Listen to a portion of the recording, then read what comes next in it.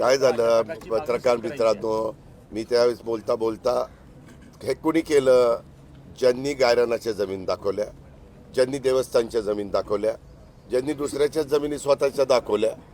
आता काही महाठग विक्री करताना पण सातबारा काढतात, कुणाचं सातबारा दाखवतात आणि विक्री करतात, किंवा एकच सातबारा 2-2, 3-3, 4-4 लोकांना विकतात, असले प्रसंग होतात.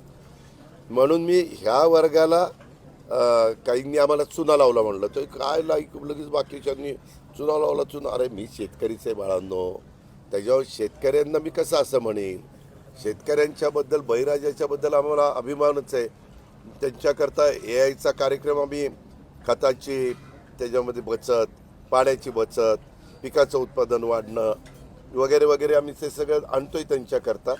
आणि म्हणून आता त्याच्यात आम्ही काही बदल केला आहे. शेवटी कसं असतं, चांगल्या भावनेने राज्य सरकार कुठलाही निर्णय घेत असतं आणि कार्यक्रम राबवत असतं, धोरण राबवत असतं. पण यदा कदाचित ते धोरण राबवत असताना काही महाठगांनी किंवा काही बनेल लोकांनी त्याच्यामध्ये अशा पद्धतीनं पळवाट काढली आणि त्यात करोडो रुपयाचं आपलं नुकसान झालं, तर हा जनतेचा पैसा आहे, हे उधळपट्टी करण्याचं काही कारण नाही.